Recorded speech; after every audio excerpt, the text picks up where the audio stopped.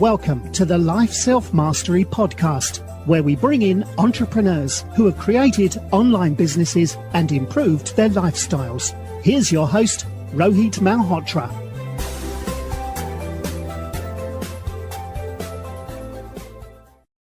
Hi everyone, this is Rohit from Life Self-Mastery, and today I'm excited to have Regan Hillyer, who's a hugely successful multi-millionaire, global change maker, thought leader, serial entrepreneur, philanthropist, global speaker and mindset coach. She's the founder of Regan Hillyer International, a company dedicated to providing personal development and business training to men and women who have a big message they want to share with the world.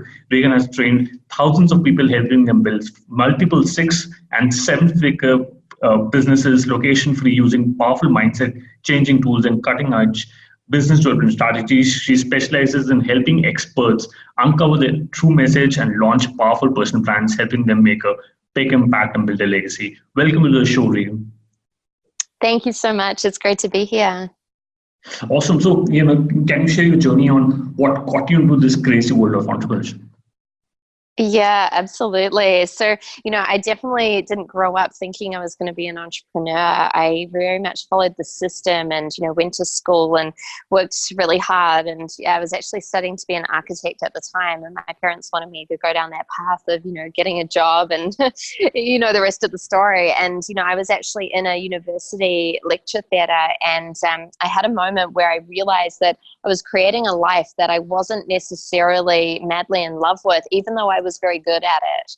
And so I actually went to Google and I started Googling, how do I quit my 9-to-5 job? I was trying to get out of the system before I was even in it. And I came across an ebook that was all around wealth creation and financial success and different strategies and mindset and the money system. And that then led me to my first personal development event. And then that's when my eyes were really opened up, and I saw that there were so many different ways to create success, and so many other people out there actually creating a life which they really loved and helping people as well. And so, that was really my first entry into that. And I started changing my own life basically, and then actually helping other people to do the same. Got it. And how did your journey start? Did you start blogging on your website? And that's how you got your start? No, I actually wasn't online initially. I went online only about 4 years ago when I launched Regan Hillyer International. Prior to that, I really started out as a one-on-one coach, and I was going to a lot of different events and seminars and meeting people very organically. And then I transitioned more into an offline speaking company. And so I was about 23, 24 at the time, and I grew that business to roughly $1 million a year. And I was holding, 3 to 4 events a week where I would go in and I would speak for an hour to 3 hours, and then basically, offer a next step for people, and they would kind of enter our business in a system that way. So everything was, totally offline in the beginning, and until I transitioned a few years ago online. Okay, and are you totally focused on your online business, or a part of your revenue does come from your offline speaking? Yeah, there is a small part which does come still from offline. I like to think of it as about 90% in terms of being generated online, and then sprinkling the extra 10% on top. And so I find that to be a really good fusion, because obviously, when you're online and you build out those systems, you have the freedom to work anywhere and to be anywhere in the world, basically. As long as you have Wi-Fi, everything can keep happening. And then something really magic happens when you then meet people that have been following you online, and you meet them offline. And I think nothing will ever really replace that offline connection. Meeting someone in person, looking into their eyes, giving them a hug. They really start to feel you at a different level. So I love doing the 10% on top, but the core of it is 100% or 90% actually generated from online. Absolutely. That's the magic of online businesses. If somebody is working in a corporate job, and we have a lot of listeners who are in a 9-to-5 job, what advice would you give for them to start an online business? Absolutely. So I would get really clear firstly on what is your bigger vision and what do you actually want to create in the world, because so many people kind of go around just looking for all these strategies. They're going, okay, well, how do I start a .com business? How do I do this? How do I do that? How do I trade currency online? And I did that for so many years, but I was disconnected to what I actually wanted to create in my own life and the impact I wanted to create in the world. So then once you've solidified that, it's really important to go within and actually ask yourself what really excites you. I work with a lot of people and they've started in corporate jobs and they've gone and they've created a fair amount of success. Some of them even have multi-million-dollar companies, but they're in a place where they don't love it and they're not deeply happy and excited to do it each and every single day. And I spend a lot of time helping them course correct because in the beginning, they didn't actually listen to what they were deeply passionate and excited about. So I believe that it's such a big piece to figure out, what excites you? What are you passionate about? What do you really care about in this world? What change do you want to create in this world? And make sure you're building everything from the beginning around that, not just, I see an opportunity, here's how to make some money, this will get me out of my job. That can only take you so far. Got it. And I saw that you have multiple revenue streams. Books, journals, fragrances, music. You're coming up with your new book also. How did you come with different ways to make money? And what's your favorite monetization way? Yeah, look, there are many, many different ways to make money. I mean, I have about, 8 or 9 separate companies themselves. And then even just within the education company that we're talking about, I have, about 35 different online courses, probably 5 or 6 tangible products, and then a series of, live events and coaching and mentoring as well. So there's many, many, many different ways. I love all of them. And the thing that I love is having them all click together. I really believe that if you're going to build an online business, it's really important to have a full spectrum of products and a full spectrum of price points and a full spectrum of different ways that these products and price points are actually delivered. Because you see someone coming into your business might invest in a $7 audio online, for example. And chances are they might not be the same person that actually comes along and says, look, I would like a $500,000 coaching package, And so if you don't have these different pathways, if you don't have these different products, then I really believe you're leaving money and you're leaving impact on the table. And so I know this can seem overwhelming, especially if someone's starting out and they're like, wow, what do you mean I've got to create 40 different online courses? That seems like a lot. But it's built over time. And the key is to start layering your offers and layering your creation process. And if you're doing something, let's say you start and you create a $97 product, great. Then the next layer is to do a high-end product. And then the next layer is to do something in the middle. And then the next layer is to do a book or a tangible physical product. And so I really believe it's about layering it over time. And then once you have everything working together, that's when the magic really starts to happen. Okay, and somebody has a zero audience. They're starting afresh. What is the best way to build an audience in 2019? Well, I definitely believe it's online. And what's interesting is I was doing over $1.5 million a year before I spent any money on Facebook ads or any sort of social advertising. And, we spend that now.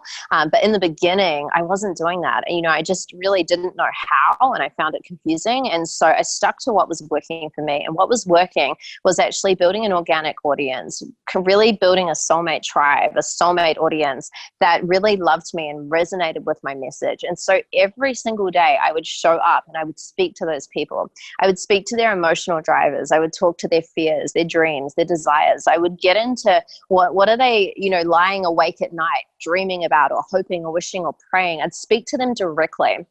And even though in the first, say, 8 months to 12 months of my business online, it wasn't a large audience at all. It was really quite small compared to a lot of people online. Yet these people were engaged and they were excited and they were reaching out, and they would often reach out and say to me, Regan, you're so inspiring. I feel like you're in my head. I feel like you're talking directly to me. And if you can have an audience that's nurtured in that way where they feel so connected to you, even if it's just through the internet, then they're so much more likely to trust you and then to actually invest with you and buy from you and go on some sort of journey or pathway with you. So all I did to do that was show up each and every single day and create organic content, written, videos, live streams. You can mix it up. You can do whatever works for you. But as long as you're talking directly to your audience, and that's what will actually start to grow it, right? Because then they'll fall in love with you and they'll start sharing it and they'll start telling other people around it. And just remember, you don't need a big audience to make it work in the beginning. No, absolutely. That is great advice. You've got more than 40 courses on your platform. What's the best way to sell an online course or an information product? Absolutely. So again, I'll talk about what I did in the very beginning, because what we do now is slightly different now that there's obviously a lot more revenue backing it and systems and, 35 people in our team. However, in the beginning, all I would do is I would do exactly what I just shared with you, where I would show up and I would speak to my audience and I would speak directly to them. At the end of each of these, posts or videos or live streams, there would always be a call to action and a relevant call to action. So related to the content that I was adding value and putting out into the world, I would simply tell them, hi, if this resonates with you, please let me know because I have a next step for you. Hi, if you are someone who wants to go really deep into this conversation that we're talking about in this video or in this post, then please comment below and I'll get you some more information about XYZ that's going to help you do that. So I'd always be linking into call to actions into my value add content. Too many people just do one or the other online when they're starting out, right? They either go, let me just add value, and they're creating all this content, but they don't have call to actions, and that just means they don't sell anything and they don't help any people.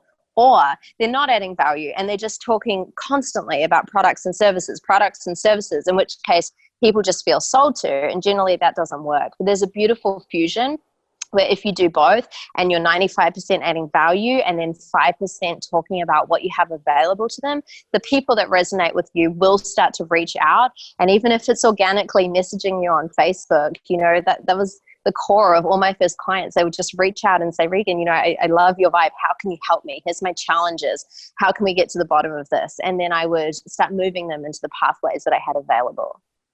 Awesome stuff. As online entrepreneurs, we sometimes get distracted by shiny object syndrome. So how do you set priorities and make sure that you don't get distracted by new shiny objects? Oh, totally. Yeah. There's so much power in no. There really is. And I think if I said yes to every single opportunity that came my way, I think I would have like 500 businesses or investment opportunities and be everywhere but nowhere at the same time. It would be hugely distracting. And right. So when I see an opportunity, or even when I, have an idea, because as entrepreneurs, we're always thinking of new ideas. We're thinking of new great things to do in the world. And so what I do is I love to write it down in my journal, and I never say yes right away. Even if, I'm excited about it and every part of me wants to jump in and go, yes, this is the next best thing. I breathe, I sit on it, I wait for a couple of days, and then I go back to it and I go, okay, how am I feeling about this idea now? Does it still have the same emotional excitement, or was it just an emotional high in the moment? And often I will take a week to 2 weeks to actually sit on an idea and feel it out. I imagine my life, 1 year and 5 years out. Is this opportunity a part of it? Has it added to my future and my business and my vision? Or has it actually distracted from it and pulled me away from it? And one thing that I love to do with opportunities and, different businesses, even investment opportunities which come up, I'm always looking to say yes to something that fits into other things that I have going. So for example, I've recently built a technology company and we created a Regan Hillyer International app. Now I did that because I built that company because that allowed me to have my own app. It also allows many of my clients, if they say, well, I want an app, then we can build them an app at a fraction of the investment that anyone else could do. And so that was something that made a lot of sense to say yes to, because it wasn't a standalone opportunity. It's something that flowed into different businesses and different containers, allowing many different containers to actually be up-leveled across the board. Does that make sense?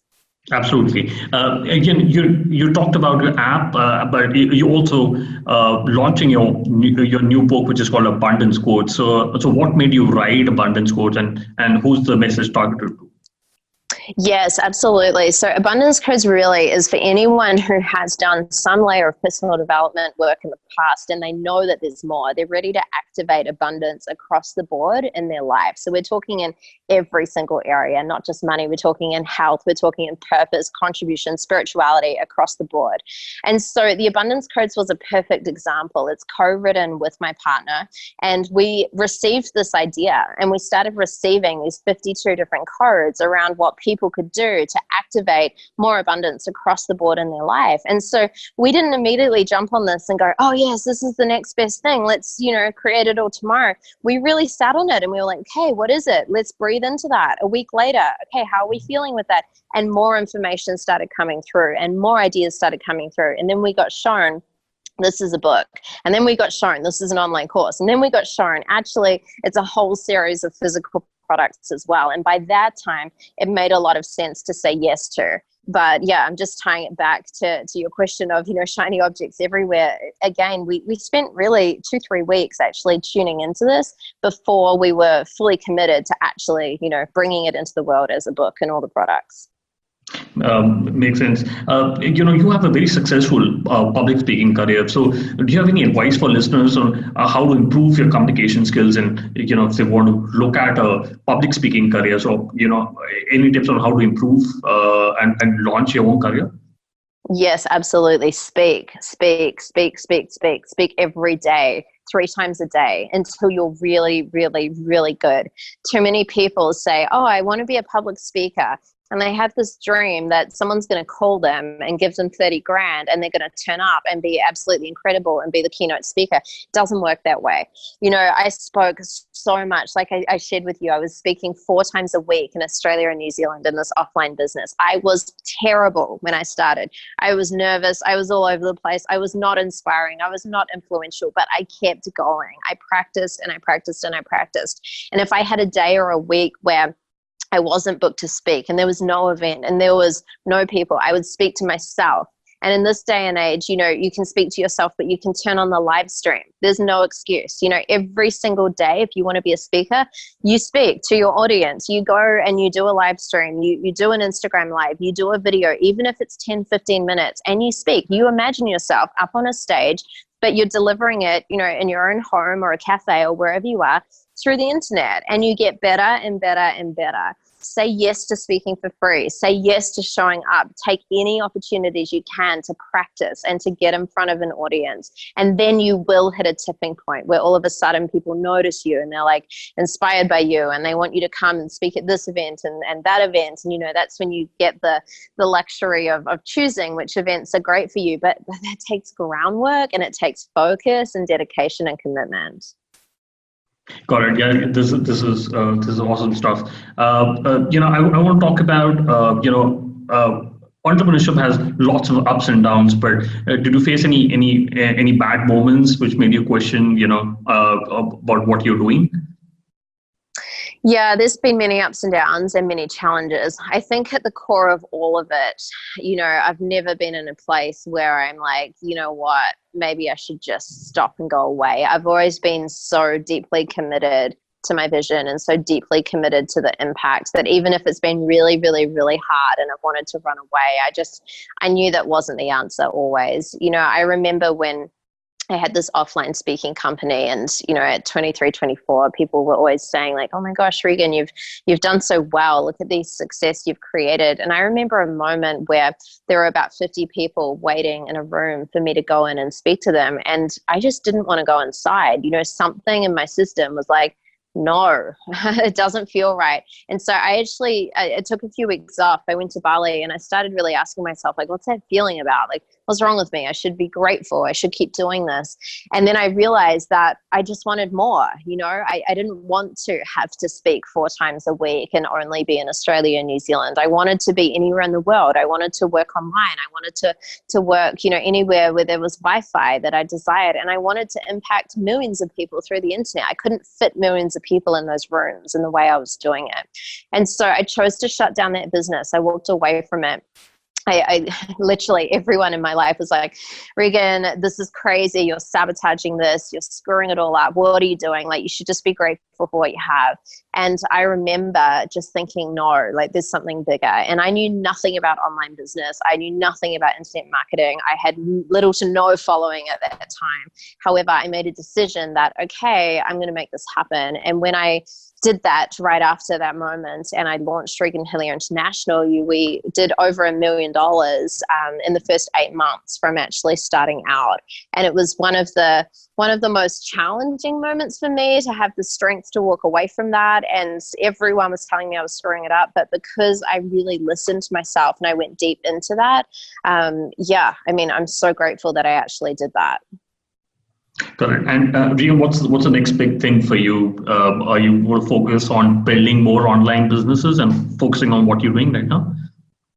Yeah, absolutely. And so, of course, there's always, scaling and growth in terms of the online businesses. I'm excited about the product development, especially around abundance codes. We're going to be filming an abundance codes movie in the next month, which is all about bridging, the difference between science and spirituality in a really practical way where people can actually tune in from a mainstream perspective and get results. And then I'm very excited personally about just diversifying and again, scaling through these different containers and businesses and creating a bigger impact in that way. We've just bought a eco retreat center here in Costa Rica, and there's just some really fun things happening right now as I continue to grow and scale, which is just allowing more people's lives to be changed, basically. Okay, so let's quickly do the top 3. What's your favorite business book? Favorite business book, the very first one that massively changed my life was The 4-Hour Workweek by Tim Ferriss. I must have read that book about 30 times and it just changed everything for me. Okay, and if you could go back in time when you started your business, what is the one thing you would have focused on? I would have actually just believed in myself more. And I know that sounds maybe a little bit typical or, fluffy, but there were so many moments where I doubted myself and where I knew deep down that there was something bigger I could have been saying yes to or doing, but I doubted myself and I told myself like, maybe in the future I could do that. Maybe in the future I could work with that person. Maybe in the future I could make that money. I wish I'd just chosen it all earlier on. Okay, and what's your favorite online tools, example, Gmail, Slack? I would say Stripe, purely because everything in our business runs through it. It's pivotal. Okay, got it. And what is the best way people can reach out to you and get to know more about your app and the new book that you're launching?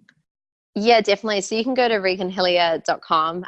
It's definitely Regan Hillyer across all, Facebook, Instagram, social media. And if you go to the App Store or any of the, Android app stores, any of them, you just search Regan Hillyer International and you can download the app for free. And there's also a 5-day manifestation training you can unlock in there for free. Regan, thank you so much for your time. It was an absolute pleasure speaking with you. Oh, thank you so much for having me. It's been great. Thanks for listening to the Life Self-Mastery podcast, where we teach you how to start and grow your online business. For more information, visit Rohit's blog at www.lifeselfmastery.com.